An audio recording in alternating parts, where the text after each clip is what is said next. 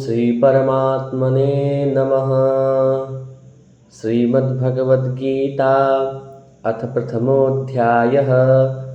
धृतराष्ट्र उवाच धर्मक्षेत्रे कुरुक्षेत्रे समवेतायुयुत्सवः मामकाः पाण्डवाश्चैव किमकुर्वत सञ्जय।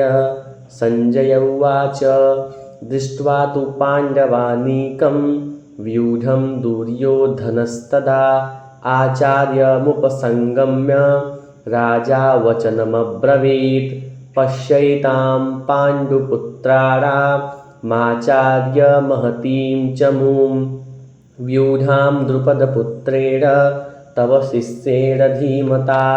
अत्र शूरा महेश्वासा भीमार्जुनसमायुधि युयुधानो विराटश्च द्रुपदश्च महारथः धृष्टकेतुश्चेकितानः काशीराजश्च वीर्यवान् पुरुजित्कुन्तिभोजश्च शैब्यश्च नरपुङ्गवः युधामन्युश्च विक्रान्तः उत्तमौजाश्च वीर्यवान् सौभद्रो द्रौपदेयाश्च सर्व एव महारथाः।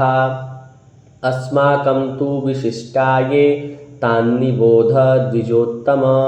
नायका मम सैन्यस्य संज्ञार्थं तान् ब्रवीमि ते। भवान् भीष्मश्च कर्णश्च कृपश्च समितिञ्जयः अश्वत्थामा विकर्णश्च सौमदत्तिस्तथैव च अन्ये च बहवः शूरा मदर्थे त्यक्तजीविताः नानाशस्त्रप्रहरणाः सर्वे युद्धविशारदाः। अपर्याप्तं तदस्माकं बलं भीष्माभिरक्षितं पर्याप्तं त्विदमेतेषां बलं भीमाभिरक्षितम्। अयनेषु च सर्वेषु यथाभागमवस्थिताः भीष्ममेवाभिरक्षन्तु भवन्तः सर्व एव हि।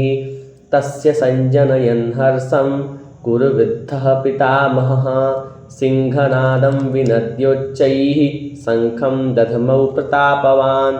ततः शङ्खाश्च भैर्यश्च परवानकगोमुखाः सहसैवाभ्यहन्यन्त सशब्दस्तु मुलोऽभवत्। ततः श्वेतैर्हयैर्युक्ते महती स्यन्दने स्थितौ माधवः पाण्डवश्चैव दिव्यौ शङ्खौ प्रदद्मतुः। पाञ्चजन्यं ऋषिकेशो देवदत्तं धनञ्जयः पौण्ड्रं दध्मौ महाशङ्खं भीमकर्मावृकोदरः।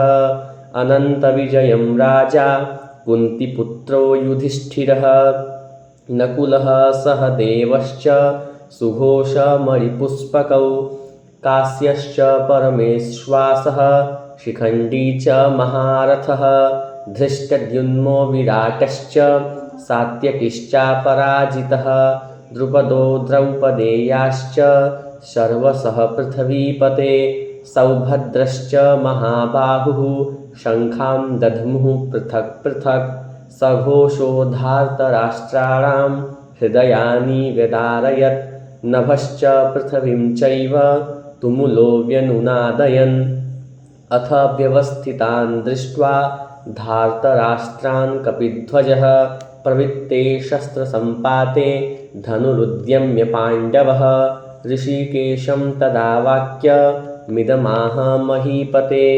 अर्जुन उवाच सेनयोरुभयोर्मध्ये रथं स्थापयमेच्युत यावदेतान्निरीक्षेऽहं योद्धुकामानवस्थितान् कैर्मया सह योद्धव्यमस्मिन् रणसमुद्यमे योत्स्यमानानवेक्षेऽहं य एतेऽत्र समागताः। धार्तराष्ट्रस्य दुर्बुद्धेर्युद्धे प्रियचिकीर्षवः। सञ्जय उवाच एवमुक्तो ऋषिकेशो गुडाकेशेन भारत सेनयोरुभयोर्मध्ये स्थापयित्वा रथोत्तमं भीष्मद्रोणप्रमुखतः सर्वेषां च महीक्षिताम्। उवाच पार्थ पश्यैतान् समवेतान् कुरुनिति तत्रापश्य स्थितान् पार्थः पितॄनथ पितामहान् आचार्यान् मातुलान् भ्रातॄन् पुत्रान् पौत्रान् सखींस्तथा श्वशुरान् सुहृदश्चैव सेनयोरुभयोरपि तान् समीक्ष्य स कौन्तेयः सर्वान् बन्धूनवस्थितान् कृपया परयाविष्टो विषीदन्नीदमब्रवीत्। अर्जुन उवाच दृष्ट्वेमं स्वजनं कृष्ण युयुत्सुं समुपस्थितं सीदन्ति मम गात्राणि मुखं च परिशुष्यति वेपुथुश्च शरीरे मे रोमहर्षश्च जायते गाण्डीवं स्त्रंशते हस्तात् त्यक्ष्यैव परिदह्यते न च शक्नोम्यवस्थातुं भ्रमतीव च मे मनः निमित्तानि च पश्यामि विपरीतानि केशव न च श्रेयोनुपश्यामि हत्वा स्वजनमाहवे न काङ्क्षे विजयं कृष्ण न च राज्यं सुखानि च किं नो राज्येन गोविन्द किं भोगैर्जीवितेन वा येषामर्थे काङ्क्षितं नो राज्यं भोगाः सुखानि च त इमेव स्थिता युद्धे प्राणां त्यक्त्वा धनानि च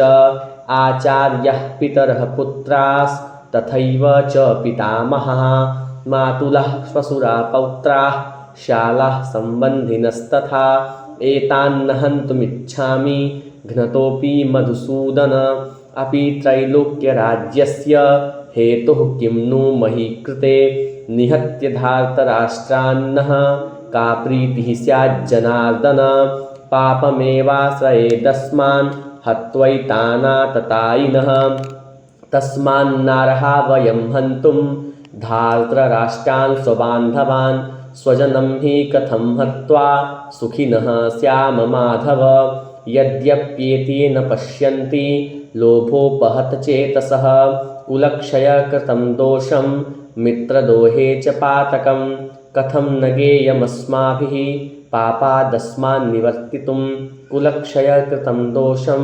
प्रपश्यद्भिर्जनार्दन कुलक्षये प्रणश्यन्ति कुलधर्माः सनातनाः धर्मे नष्टे कुलं कृष्ण मधर्मोऽभिभवत्युत अधर्माभिभवात् कृष्ण प्रदुष्यन्ति कुलस्त्रियः स्त्रीषु दुष्टासु वा श्रेय जायते वर्णसङ्करः शङ्करो नरकायैव कुलघ्नानां कुलस्य च पतन्ति पितरो ह्येषां लुप्तपिण्डोदकक्रियाः दोषरेतैः कुलघ्नानां वर्णसङ्करकारकैः उत्साद्यन्ते जातिधर्माः कुलधर्माश्च शाश्वताः उत्सन्नकुलधर्माणां मनुष्याणां जनार्दन नरके नियतं वासो भवतीत्यनुशुश्रुम अहो बत महत्पापं कर्तुं व्यवस्थिता वयं यद्राज्यसुखलोभेन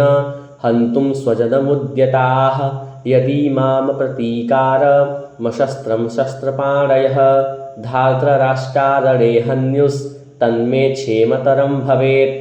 संजय उवाच एवमुक्त्वार्जुनः शङ्खे रथोपस्थ उपाविशत विसृज्य सशरं चापं शोकसंविघ्नमानसः। ॐ